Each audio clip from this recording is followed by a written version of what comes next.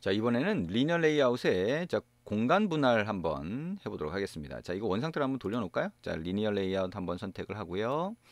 자, 여기에 오리엔테이션 속성을 버티컬로 바꾸고요. 자, 이렇게 바꿔보면 되겠죠? 자, 그 다음에 버튼, 이거 다시 다 맞춰야겠네요.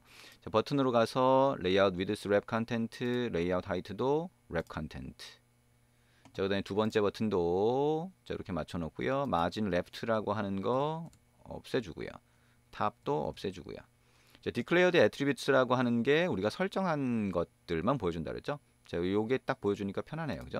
자, 첫 번째 버튼에 가보니까 요것도 패딩 탑이 설정되어 있었네요. 요거 삭제하고 텍스트 사이즈 삭제하면 자, 원래대로 돌아온 거를 볼 수가 있죠. 자, 그러면 원래대로 버튼 3개 추가한 상태 그대로 두는데요. 자, 이번에는 어떤 걸 하고 싶냐면 버튼 3개가 있는데 버튼 3개가 자, 세로 방향으로 부모 레이아웃 있는 공간을 똑같이 분할하게 만들고 싶어요. 똑같이. 그러면 그때 사용할 수 있는 게 레이아웃 웨이트라고 하는 속성이에요. 여기 보니까 레이아웃 웨이트라고 하는 게 있죠. 이 웨이트라고 하는 건 뭐냐면 남아있는 공간, 다시 말하면 뭐죠? 이 버튼 3개가 세로 방향으로 추가되는데 남아있는 공간이 뭐예요? 이 부분이 전부 남아있는 공간이죠. 남아있는 공간을 여유 공간이라고 부를 수 있는데 이 여유 공간이 있으면 여유 공간을 분할해서 나눠 갖는 방법을 레이아웃 웨이트가 제공을 합니다. 다시 말하면 이미 채워진 공간을 제외한 나머지 여유 공간을 얘기하는 건데요. 그러다 보니까 우리가 이 버튼 3개가 똑같이 3분할해서 가지게 하고 싶다라고 하면 여유 공간을 나눠서 똑같이 배분을 해도 되고요. 근데 이 3개 버튼의 크기가 세로 방향 크기가 높이가 조금씩 다를 수 있으니까 정확히 3분할이 안 될 수 있어요. 그래서 어떻게 하냐면 첫 번째 버튼 선택하고 레이아웃 하이트를 0dp로 놓습니다. 0dp. 두 번째도 자, 이거 선택하고 0dp로 놓는 거예요. 세 번째도 선택하고 0dp로 놓습니다. 이게 뭐예요? 하나도 안 보이죠? 자, 그러니까 세로 방향으로 이 세 개가 자, 차지하고 있는 게 없고요. 여기 보면 에러 표시가 쭉 뜨는 걸 볼 수가 있죠. 다시 말하면 자, 0이라고 하는 거를 세로 크기로 해놓으면 이상하게 된다. 안 보인다는 거예요. 그 경고 표시를 하는 거죠. 근데 이렇게 해놓은 상태에서 레이아웃 웨이트라고 하는 거를 자, 첫 번째 버튼의 레이아웃 웨이트를 1, 두 번째도 1, 세 번째도 1로 놓게 되면 자, 이렇게 놓게 되면 자, 요런 모양이 됩니다.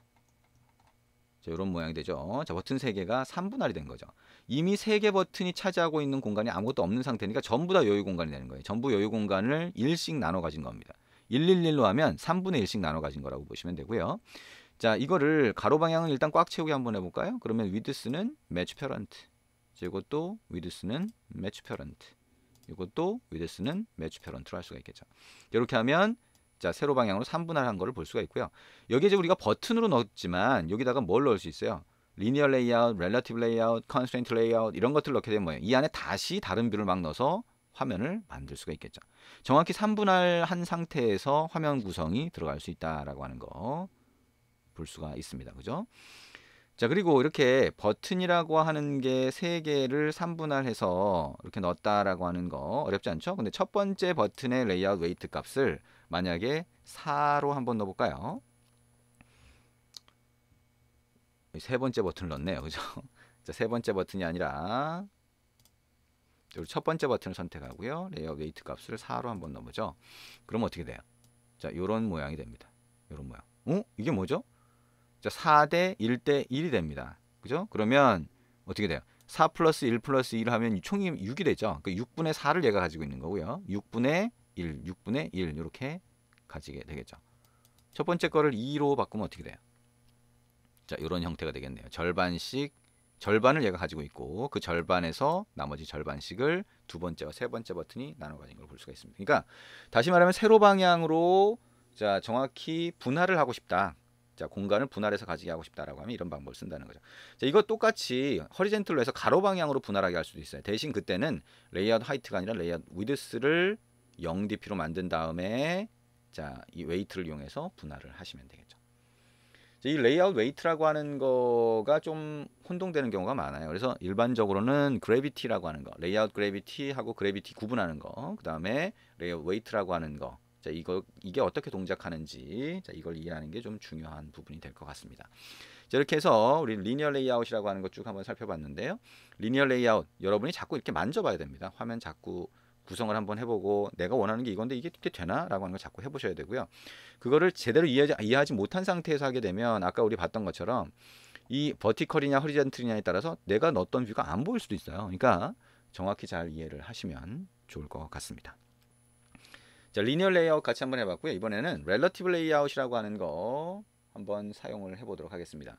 자, 우리가 만들어진 프로젝트 창을 닫고 싶으면 파일에 클로즈 프로젝트라고 하는 거 눌러주시면 되고요. 그러면 시작 화면으로 다시 이렇게 오게 됩니다. 자, 스타트 메뉴 눌러서 자, 새로운 프로젝트를 하나 만들어 보도록 하겠습니다. 새로운 프로젝트는 자, empty activity 선택된 상태에서 next, 그 다음에 여기다가 my relative layout 이렇게 하시면 될 거고요. 패키지 네임에서는 my자는 빼봅니다. my자가 계속 들어가면 좀 더 이제 복잡한 이름처럼 보이게 되니까 삭제를 해보는 거고요. 자, finish를 누르면 새로운 프로젝트가 하나 만들어지겠죠. 자, 새로운 프로젝트가 만들어지면 아래쪽 감춰주고요. 왼쪽 프로젝트 창 감춰주고 그 다음에 activity main.xml 열어서 화면 구성 들어가 보도록 하겠습니다. 저는 좀 확대를 할 거고요. 자, 왼쪽 아래에 컴포넌트 트리에서 자, 기존에 있던 텍스트 뷰는 삭제를 해주고요. 선택하고 딜리트.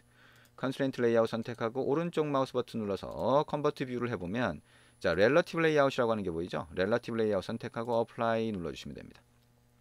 자, 그럼 최상위 레이아웃이 렐러티브 레이아웃이라고 하는 걸로 바뀌었어요. 이 렐러티브 레이아웃은 뭐라고 했어요? 연결선을 제약 레이아웃처럼 연결선을 만들진 않지만 부모 레이아웃의 상하 좌우에 넣을 수 있다 그랬죠?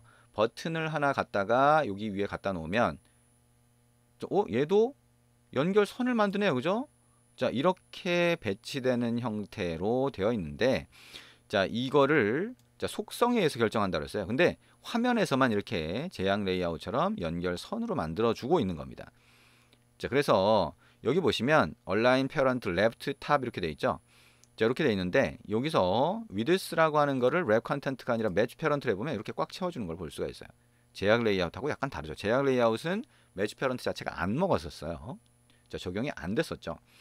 자, 그리고 여기 보면 레이아웃 align parent top이라고 돼 있는데 이 레이아웃 밑줄 긋고 align parent left top 이런 것들이 부모의 왼쪽에 붙여줘라 위쪽에 붙여줘라 라고 하는 속성이에요. 이걸 이용해서 처리한다는 거죠. 그러면 마진 값은 한번 없애볼게요. 얘가 자동으로 지금 마진을 붙여준 건데요. 이렇게 하면 자, 부모의 위쪽에 가서 딱 붙은 거를 볼 수가 있죠. 그렇죠?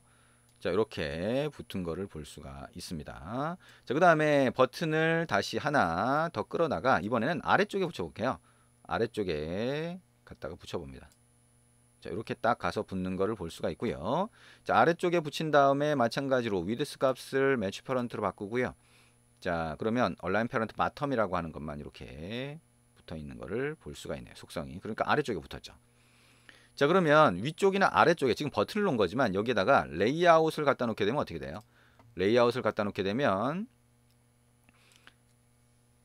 자, 레이아웃을 갖다 놓게 되면 그러면 이 안에다가 자, 예를 들면 아래쪽에 있는 요 영역에 레이아웃이 되면 이 안에 버튼을 막 배치할 수가 있겠죠. 그죠? 그래서 확인, 닫기 뭐 이런 버튼들이 들어가는 영역이 될 수 있다라고 하는 거 생각을 하시면 됩니다. 지금 일단은 테스트를 위해서 버튼을 갖다 놓은 거죠. 자, 이제 가운데에다가도 버튼을 한번 갖다 놔볼까요? 가운데에다가도 버튼을 갖다 놓는데 이렇게 한번 갖다 놔봤어요. 그리고 이 버튼에 레이아웃 width를 match parent, height를 match parent로 한번 갖다 놔볼게요. 그러면 이 버튼이 다른 버튼을 덮어 써버렸죠. 그러니까 이 밑에 깔려 있는 거예요. 근데 이게 아니라 우리가 일반적으로 화면 배치할 때는 위쪽의 공간, 아래쪽의 공간 사이에만 이렇게 추가하고 싶은 경우가 있죠. 그래서 자, 여기에 이런 속성을 넣는 게 아니라 자, 요거는 지금 풀고요. 자, align parent top 풀고 자, margin top이라고 하는 것도 풀어볼게요. 자, 그럼 이렇게 화면을 꽉 채우고 있죠. 이 상태에서 자, 여기 아래쪽의 속성을 보면 아래쪽의 속성 중에서 레이아웃을 시작하는 것 중에 레이아웃 빌로우라고 하는 게 있어요. 빌로우라고 하는 데다가 자, 첫 번째 버튼이었나요? 자, 요거를 설정을 하면 이렇게 돼요. 그러니까 부모 레이아웃과의 관계가 아니라 상대적인 관계가 아니라 자, 첫 번째 버튼 즉 같은 레이아웃 안에 들어가 있는 상단의 뷰 아래쪽에 넣어달라고 하는 거고요. 그 다음에 다시 이쪽으로 가보면 자, 레이아웃 어버브라고 하는 게 있어요. 요거는 다른 뷰의 위쪽까지 붙여달라고 하는 겁니다. 두 번째 버튼을 하게 되면 저 이렇게 되는 거죠. 자, 이러면 뭐예요? 우리가 일반적으로 위쪽과 아래쪽에 공간이 있고 가운데를 채워주는 그런 모양이 됩니다. 가운데는 나중에 우리가 보겠지만 리스트 같은 거, 리스트 모양으로 자, 전화번호 같은 걸 보여주거나 하고 위쪽에 상단엔 타이틀, 아래쪽에는 버튼들을 배치하는 그런 방법이 되겠죠. 자, 이게 이제 상대 레이아웃이라고 하는 거고요. 상대 레이아웃은 속성을 이용하다 보니까 여기 있는 것처럼 레이아웃 어버브, 자, 레이아웃 빌로우라고 하는 거 외에 레이아웃 얼라인으로 붙으면 여기 얼라인 패런트 뒤에 바텀, 레프트, 라이트, 탑이 있죠. 이게 부모 레이아웃의 위쪽이냐 아래쪽이냐 여기 붙일 거냐라고 하는 걸 결정을 해줍니다. 자, 이런 걸 이용해서 레이아웃을 만드는 것을 상대 레이아웃이라고 한다 생각을 하시면 되겠네요.